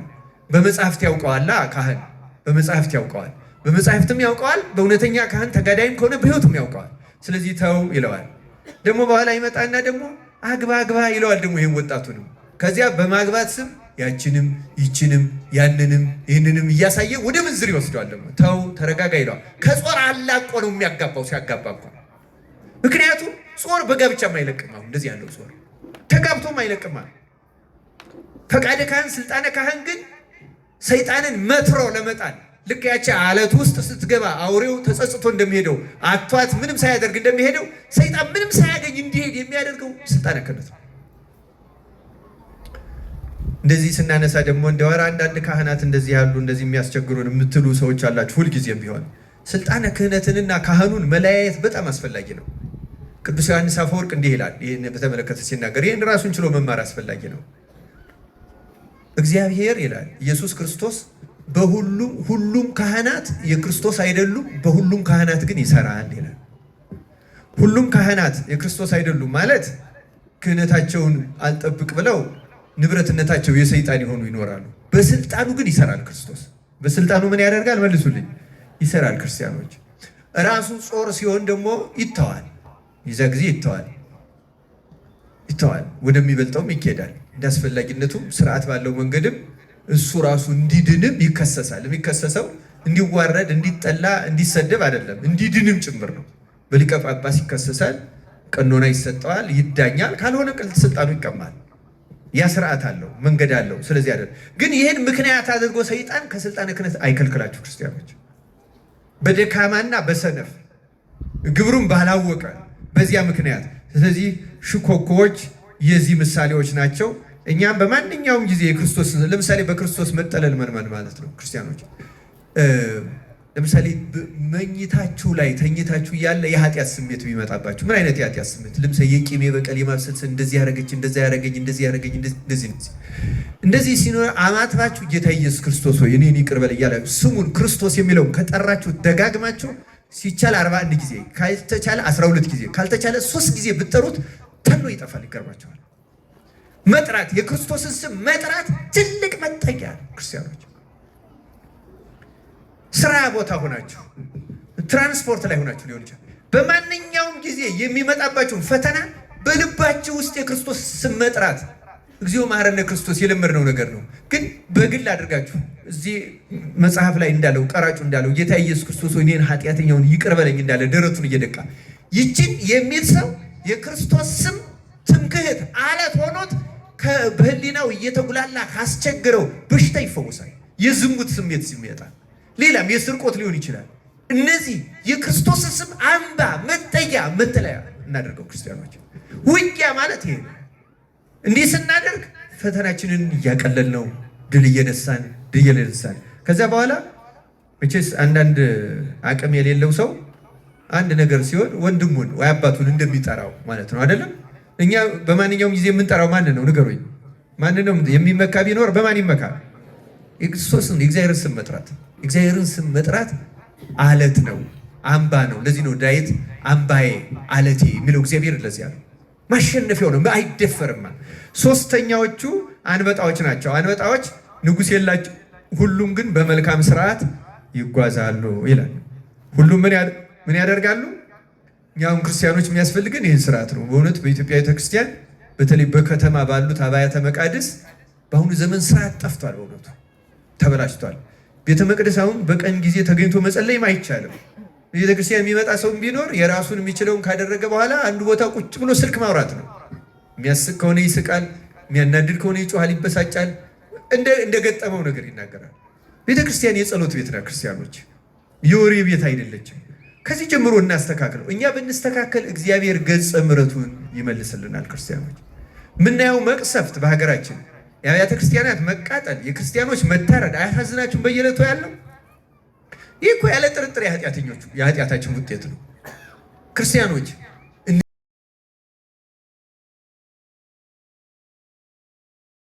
ንጉሥ ሳይኖረው 10 አለቃ ሳይኖረው 100 አለቃ፣ 10 አለቃ ወይም ኮሎኔል ጄኔራል ሳይኖረው በመልካም ስርዓት እንዴት መጓዝ ቻለ?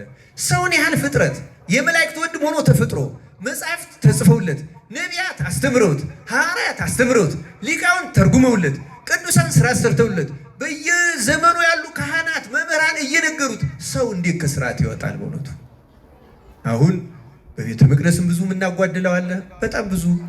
በጣም ብዙ እንዳይቀር ከመየታጎል እውነቱን ለመናገር ሰውም ስለሚበላ ነው እንጂ አሁን ስርዓት ጠፍቷል። ስርዓቱን አክብረን ለመዳን አምላካችን እግዚአብሔር ይርዳን። መጻሕፍት፣ ካህናት፣ ዲያቆናት አለን። በዚህ በጉባኤውም በስርዓቱ ለብቻ መሰልጠን ያስፈልጋል። እኒህን የተመለከቱ ነገሮች ግን ስርዓትን ማሟላት በጣም አስፈላጊ ነው። አሁን ይቀርመኛል። አሁን ገና ቅዳሴ ስንገባ ሃሌሉያ እመቦ ብእሲ ምንድን ነው የምንለው? መጻሕፍትን ቃል ሲነበቡ የማይሰማ ቢኖር፣ በቅዳሴ ጊዜ የሚቀመጥ በቅድመ እግዚአብሔር በንጉሥ መቆሙን አቅልሎ የሚቀመጥ ቢኖር፣ እንዲህ ያለ ቢኖር ምንድን ነው የምንለው? ይሰደድም ቤተክርስቲያን ነው አይደለም? እና በአብጥሊስ እንደተባለው ሐዋርያት በአብጥሊስ እንዳሉን ይሰደድ እንላለን። ግን መጀመሪያ ካህን ነው የሚሽረው ይሄንን። ምክንያቱም ንባቡ ራሱ አይነበብም አግባቡ። ገና ንባቡ ሲጀመር ወዲያው መርግፉ ነው የሚመጣው። ዜማው ቅዱስ እንደው በእውነቱ ዜማው በጣም አስፈላጊ ነገር። ዜማው እኮ የተሰራው ይላሉ አንድ አባት ሲሉኝ እንደሰማሁት ዲያቆናት አንበው ሲመለሱ እያወሩ እንዳይሄዱ እያዜሙ እንዲሄዱ እንዳይሳሳቱ ተብሎ ዜማው ራሱ መርግፉ የተፈጠረው ለዚያ ነበረ። ሌላ ነገር እንዳይናገሩ ማለት በቅዳሴ ጊዜ እንጂ ንባቡን ለማስቀረት አይደለም። ምክንያቱም ንባቡ ራሱ የምንቀደስበት የመጽሐፍት ምስጢር የሚታደለው በቅዳሴ ምንባብ ነው። እንዲያውም ዜና አበው ላይ ምን ይላል? መጽሐፉ ፊደሉ የጎላ ይሁን፣ አንባቢው አጥርቶ ያንብብ ነው የሚለው። አሰምቶ በደንብ አድርጎ የመጽሐፉ ፊደልም የታረመ ይሁን ዜና ብላ የተጻፈ ነው በነገራችን በመጽሐፋችን። ምክንያቱም የምንቀደሰው በእግዚአብሔር ቃል ነው። ጌታ ብሏል ዮሐንስ 6 ላይ ቃሌ መንፈስ ነው ሕይወትም ነው። የእግዚአብሔር ቃል እኮ ሕይወትም መንፈስም ነው። ነህምያ እኮ እንደውም በብሉይ ኪዳን ኢየሩሳሌም ሲሰራ ጽዋውያን የተማረኩት ተመልሰው ገና አዝመራ ስላላዘመሩ ቀድማችሁ መስራት አለብን ስለተባለ ሲሰሩ ውለው ደከሙት፣ ራባቸው። ቁጭ አደረገና ኦሪቱን ሲያነብላቸው እንደበሉ ኃይል አግኝተው ተነስተው መስራታቸውን ቀጠሉ ይላል። ለሚያምን ኦሪት እንኳን የእንጀራ ያህል ጉልበት ተሰጠ ነበር። እንኳን ወንጌል የክርስቶስ ቃል ክርስቲያን እንኳን የአዲስ አበባ መስማት መጠንቀቅ። እንደ ቅዳሴ ያለ የመጨረሻ ጸሎት የለም። በእኛ ቤተክርስቲያን ደግሞ እንደ ቅዳሴ ያለ የተናቀ የለም። ምክንያቱም ያቋቋሙ መምህር በሙያው አቋቋም ስለሚበልጥ ይሄ ሰሞነኛ ነው የሚለው ሲንቅም፣ የድጓው መምህር እንደዚያ ይላል፣ የቅኔው እንደዚያ ይላል። ተሸፋፍኖ ደክሞ ሌሊቱን ሲቆም አድሮ ሲደክም አድሮ ተጉርቶ ይሄዳል። እውነት ለመናገር ባለመማር ባለማወቅ ምክንያት ከክርስቶስ ጋር እንዴት ሰው ይወጣል? አሁን የኛ የመጻሕፍት መምህራን በውዳሴ ማርያም በሐሙስ ውዳሴ ማርያም ትርጓሜ ላይ ያስገቡት የነዚህ ሳያስቀድሱ የሚወጡትን አገልጋዮች ማለት ነው። ከሌሊቱ ከቁመቱ ቀንሰው ቅዳሴው የሚጨርስ ድካም አለ፣ የታወቀ ነገር ነው። የመርጌቶቹ ድካም ቀላል አይደለም። ግን ደግሞ ከዚያ ቢቀንሱ ይሻላቸዋል። ቅዳሴውን ከሚቀንሱ የቁመቱን ሰዓት መቀነስ ይሻላል። እውነት ለመናገር ማሰሪያው እሱ ነው። ሰው እንጨት እንኳን ሰብስቦ ካላሰረው ተበታትኖ ነው የሚወድቀው።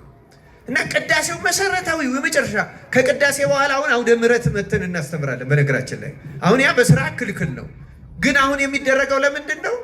ሰው ሌላ ጊዜ መጥቶ ስለማይማር ማለት ነው እንጂ ስርዓቱ ዋዜማ የሚባለው የኛ የቅዱስ ያሬድ መቼም ከፍ ያለ ዜማ እግዚአብሔር ገልጾለት በዚህ አድርገነው ነው እንጂ አሁን ግብጾችም ሌሎችም ያደርጉታል። ዋዜማ ማለት አሁን ለእሑድ በእኛ ሀገር እንግዲህ አፄ ዘርዓ ያዕቆብ ብቻ ይመስለኛል የሞከረው። ህዝብ ተሰብስቦ ማታ ቁጭ ብሎ መማር አለበት። በኢትዮጵያ ግን እንዳሁኑ ከተማ ስላልነበረ ገጠርም ስለሆነ ወንዞችም ስላሉ ተሰብስቦ መጥቶ ተምሮ አምሽቶ ሄዶ ሊመጣ አይችልም ሰው በእውነቱ። ያም ነው አንዱ የበደለው እንጂ ዋዜማ ማለት ምዕመናን ይገኛሉ፣ ጸሎት ይጸለያል በደንብ። አሁን ማህሌትም ባይቆም ልክ እንደ ተፈስዮ ማርያም እንደ መልካ ስዕል እንደ ምናምን ያለው ጸሎት ማታ ነው የሚጨርሱት። አሁን ግብጾች እስከ ምሽቱ አረሳ ነው የሚጨርሱት። ከዚያ በኋላም አይበላም። እውነቱን ለመናገር በጊዜ ይቀመሳል። ለቁርባን ነው የሚዘጋጁት። እሁድ በነቀደም ብሎ ይመጣል፣ ቅዳሴ ይቀደሳል፣ ይቆረባል። ክርስቶስ ተሰይሟል። ክርስቶስ ከተሰየመ እሱ ሊቀ ካህናት ሆኖ ምስጢራትን ከለወጠ ከዚያ በኋላ ትምህርት የለም። ወንጌል ላይ የታዘዘች ናት በስርዓት እሷም ከምንባባቱ በኋላ። ምክንያቱም ምንባባቱ ለማንጻት ነው የሚነበቡ፣ ቆራቢዎቹንም ለማዘጋጀት አጠቃሎ ወደ ቁርባን የሚያዘጋጅ አጭር ትምህርት ሰጥቶ አንጽቶ አጥቦ ማተም ማለት ነው በስጋው። ከስጋው ደግሞ በኋላ ምንም የለም። አሁን እኛ ስርዓት ጣሳችሁ ላለመባል አድንኑን እናዘገያታለን እንጂ ስርዓት አይደለም። ትምህርት በዋዜማ ነው ማለቅ ያለባት። እኛ ስርዓት ብናውቅ ማለት ነው። ከዚያ በኋላ በተለይ እቱ በሰላም ከተባለ በኋላ በቤተ ክርስቲያን ህዝብ ሰብስቦ የሚጸልይ ካህን ቢኖር ስልጣኑ ይሻር ነው የሚለው። ምክንያቱም ከክርስቶስ ሊቀ ካህን በላይ ራሱን አግኗላ። እሱ ከተሰየመባት ቅዳሴ በላይ አንድ ነገር ማድረግ አይችልም። በተቀደሰበት መቅደስም አሁን ሁለት ቤተ መቅደስ በአንድ ግቢ ውስጥ ይሰራሉ በሌሎች ሀገሮች። ያ የሚሰራበት ምክንያት አሁን ሰለጠነ ዘመን ሆነና ፋብሪካ አድረው የሚመጡ ለቅዳሴ ያደርሳሉ። ክርስቲያን ከሆነ ደግሞ እሁድ ማስቀደስ አለበት፣ አይቀርም። እንደኛ ዝም ብሎ ሲፈልግ መምጣት ሲፈልግ መቅረት የለም። ነፍስ አባቱም ይቆጣጠራል። ሲሪየስ ነው። ስለዚህ ምን ያደረጉ እነ ሩሲያ እነ ግብፅ ሁለት ቤተ መቅደስ ያደርጋሉ። ግብጾች እንኳን በመንበር የሚያደርጉታል። ሩሲያዎች ግን በፍጹም አያደርጉትም። ጠዋት በ12 በነግ ተኝተው ላደሩ ይቀድሱላቸዋል። ፋብሪካ ላደረው ደግሞ ቤቱ ገብቶ ልብስ ቀይሮ ገላውን ታጥቦ ከቻለ 1 ሰዓት 2 ሰዓት እንቅልፉን አስታክሶ 4 ሰዓት ላይ ይደርሳል። 4 ሰዓት በሌላ መቅደስ ቅዳሴ ይገባል። ምክንያቱም ሰንበት ሳያስቀድስ አይውልም። ሰው እንዴት ይውላል? ክርስቲያን ሆኖ እንዴት ክርስቲያን ሆኖ ሳያስቀድስ? አሁን ግብጾች የእስላም ሀገር ስለሆኑ እሁድ የስራ ሀገር ነው በእነሱ። ስለዚህ ቀኖናቸውን ሲኖዶስ ተሰብስቦ ስራ ለዋሉት ማታ ቀድሳለሁ እንጂ ሰንበትን ሳልቀድስ አላሳድርም ብለው እሁድ ማታ የሚቀድስላቸዋል። ይገርማቸዋል። ምክንያቱም ክርስቲያን ሆኖ እሁድ ካላስቀደሰ መቼ ያስቀድሳል? እዚያ ድረስ የወሰዳቸው ህዝቡን ለማዳን ነው። ክርስቲያኖች ስርዓት እንደዛ ነው የሚደረግ። ሰውን ማዳን ነው ዓላማው፣ ማዳን ብቻ ነው። ሌላ ዓላማ የላትም ቤተክርስቲያን። እንግዲህ አንበጣዎች በመልካም ስርዓት ይሄዳሉ የሚለው ነው መነሻችን። ስርዓትን በሲኖዶስ ይስተካከላል፣ ይሻሻላል። ሰውን ለማዳን የሚደረገው ነገር ይደረጋል። ከዚያ ውጭ ግን እንደ ቅዳሴ የከበረ አሁን እኛ እና እነሱ አንድ ልዩነት አለ። ለምሳሌ እኛ ስጋ ወደሙ የተቀበለ ሰው አፉን ይይዛል አይዝም? እንደዚህ በጨርቅ በመሐረም ይይዛል አይዝም? እነሱ አያስይዙም። ለምን? ደሙ በከንፈሩ ላይ እንኳን ካለ ስቦ መጦ ይውሰደው እንጂ በጨርቅ ከነካው ግብጾች ጨርቁን ይቀሙታል። ምክንያቱም የክርስቶስ ደም የነካውን ጨርቅ ያለ ካህን ማንም ስለማይነካው ምዕመን ቤቱ መውሰድ አይችልም፣ ይቀሙታል። ሌሎቹ ደግሞ ምንድነው የሚያደርጉት? ከተቀባዮቹ ስር እንደ ሰፊ መጋረጃ እንደዚህ የታጠፈ በሁለት የሚጃይ መሐረም የሚመስል ይይዝና እንዳይነጥብ ማለት ነው። ለስጋው ደግሞ የሚደረገው ጥንቃቄ አይመስላችሁ። በሌሎቹ አሁን እኛ ግድ የለሽ ነው። እንደዚህ አድርጎ ከከንፈሩ ስር ካህን ነው የሚይዝለት፣ ቄስ ስልጣነ ክህነት ያለው ዲያቆንም አይደለም። ምክንያቱም የክርስቶስን ደም ካለ ካህን መንካት አይችልም። መንካት ስለማይችል እንደዚህ ያለ መሐረም ይዞ ከንፈሩ ላይ ካለ ካህኑ ያብስለታል እንጂ ምዕመኑ አይነካትም። ጥንቅቅ ያሉ ናቸው። ደሙ የከበረ ነዋ። ያለ ካህን መልአክ እንኳን እኮ የማይነካ የእግዚአብሔር መልአክ እንኳን አይነካት። ቅስና የሌለው ሰው አይነካት። ስርዓቱ ጥንቅቅ ያለ ነው። ቤተክርስቲያን የከበረች ናት። ክርስቲያን የክርስቶስ ቤት ናት፣ አካሉ ናት፣ ሙሽራው ናት። በዚች ቤተክርስቲያን ውስጥ እንደፈለጉ ማውራት መንቀሳቀስ ነውር ነው፣ ክልክል ነው። ክርስቲያን ስርዓት ውስጥ መግባት አለብን። የወንዱ የሴቱ መውጫ መግቢያውን ማደበላለቅ የለብንም። ይህ ዘመናዊነት ሊበረዘው አይገባም። ድነትን ሊሻሽለው የሚችል ምንም ነገር የለም። ክርስቲያኑ ቅዳሴን ማክበር መጠንቀቅ አለብን።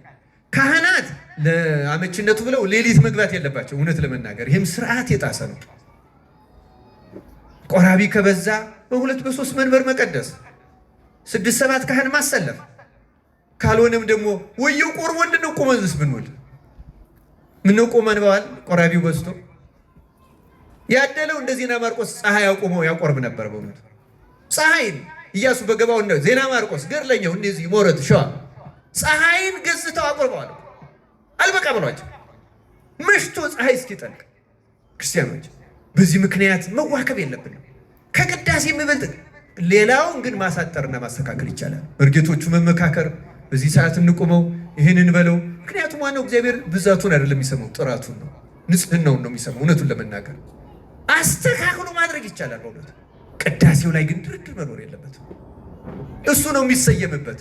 ምናፍረው እኛ ነን፣ የምንቀጣው እኛ ነን። ፍርድም በደብተራ በድንኳን ከካህናት የሚጀምረው በዚህ ምክንያት ነው፣ በምስጢራት ምክንያት ነው ከካህናት የሚጀምረው ፍርድ። ስርዓት ያስፈልጋል። ክርስቲያኖች ስርዓት ጠብቀን ለመኖር ያብቃን። ስለዚህ ከአንበጣዎች ማነስ የለብንም። የመጨረሻዎቿ እንሽላሊት ናት። እንሽላሊት በእጅ ትያዛለች፣ በነገስታት ግቢ ግን ትኖራለች ይችላል። በማን ግቢ ትኖራለች? አቡሊዲስ የተባለ የቤተክርስቲያን ሊቅ በነገስታት ነው ያለ፣ በንጉስ አይደለም። ነገስታት ያላቸው ስላሴን ነው። ነፍስ እንደ እንሽላሊት ደካማ ናት፣ ሰይጣን ሊጨብጣት ይችላል። እውነተኛ ክርስቲያን ሆና በንጽህና ተግታ ኖራ በእውነቱ በተለይ በቅዳሴ ተመስጣ የምታስቀድስ ከሆነ ግን ወደ ስላሴ ግቢ ትገባለች ይላሉ። ወደ ስላሴ ግቢ ለመግባት ያብቃል። እንደ አጋጣሚ እናንተ አጥቢያ ቤተክርስቲያናቸው የማን ነው? እዚህ መሪ ስላሴ እዚህ ግቢ ውስጥ መግባት ማለት አይደለም። ክርስቲያኖች የስላሴ ግቢ የምትባለው ማናት? ቅድም ያነሳኋት አማናዊት ቤተክርስቲያን ናት። እሷ ማናት? እዚህ ከቅዳሴው አንድ ቃል ላሰማችሁማ፣ መግቢያው ላይ ያለውን ትሰማላችሁ ክርስቲያኖች። ብዙ ቦታ በአማርኛ ስለማይነበብ ምዕመናን አይሰሙትም። ግን በአማርኛ ቢነበብ እማጸናለሁ በእውነቱ በየቦታው ካህናት ቢሰሙት ማለት ነው። ይሄ እንደ ጸሎተ ንስሐው ማለት ነው። እንዲህ ይላል። ለምሳሌ ይሄ የቅዳሴው መግቢያ ሁለተኛው ምዕራፍ የባስልዮስ ስርዓት ላይ ለቄስና ለዲያቆን ለሕዝቡም ሁሉ የሚገባ በየጊዜው ሁሉ ሊሰሩት የሚገባ የቅዳሴ ስርዓት ነው። እንደ አባቶቻችን ስርዓት ቄስም ቢሆን ዲያቆንም ቢሆን በቅዳሴ ጊዜ መጀመሪያ ይህን ቃል በግድ ያንብብ። በምን ያንብብ? በግድ ያንብብ። ከቅዱስ ምስጢር የሚቀበሉትም ሁሉ በማስተዋል ይህን ይስሙ፣ በማስተዋል ይስሙ። እንዲህም ይበል ይላል፣ ወንድሜ ሆይ ኃጢአትህን እያሰብክ በዚህ ልቡና ኑር፣ ይቅርታንም ታገኝ ዘንድ ስርየትን ለምን። ስለ አንተም ስለ እነሱም ንጹሕ የሚሆን መስዋዕቱን በሚያቀርቡበትና በሚያሳርጉበት ጊዜ ከቤተ ክርስቲያን ሳትወጣ ስለ አንተ የሚያቀርብና የሚጸልይ ካህኑን አትተወው። ከሚያስወጡት ካልተጠመቀው ጋር አብረህ እንዳትሄድ በቤተ ክርስቲያን ኑር እንጂ የካህኑንም ቃሉን አድምጥ፣ ስለ አንተ ስለ ኃጥአንም ሁሉ የሚለምነውን ስርየት ስማው፣ አምላካቸው ይቅር ይላቸው ዘንድ። አንተ ሰው ይላል የኃጢአት ስርየትን ልታገኝ ከወደድ ከቤተ ክርስቲያን ለምን ትወጣለህ? ሌላው አንገቱን ዝቅ አድርጎ ስለ አንተ ምሕረትን ይለምናል፣ አንተስ ለምን ስራ ፈት ትሆናለህ? በዚህ ጊዜ በልቡና ከአንዱ ሀገር ወደ አንዱ ሀገር ትመላለሳለህ። መርዓዊ ሰማያዊ በሚሆን በክርስቶስ ማህተም የታተምክ ስትሆን፣ ነገር ግን ይላል አድምጡ ክርስቲያኖች፣ ይሄ መጨረሻው።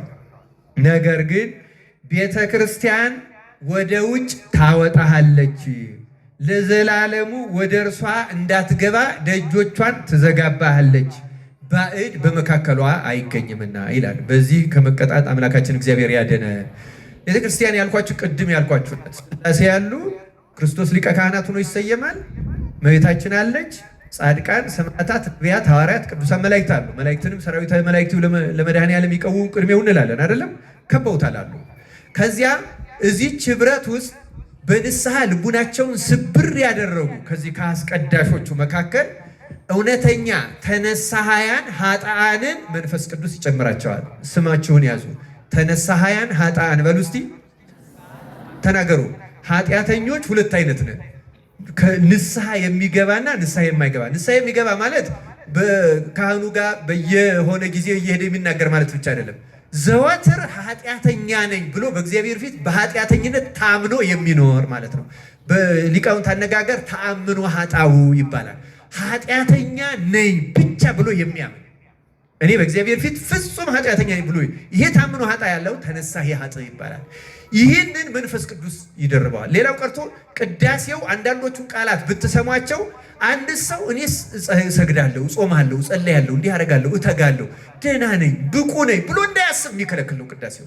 ምክንያቱም እያንዳንዱ ካህኑ እጁን ሲታጠብ በተናጽኦ ጊዜ የሚያለው ብቻ አይደለም። ነጽር ሲል አስተውል ይላል። ቅድሳት ለቅዱሳን ይላል ቄሱ።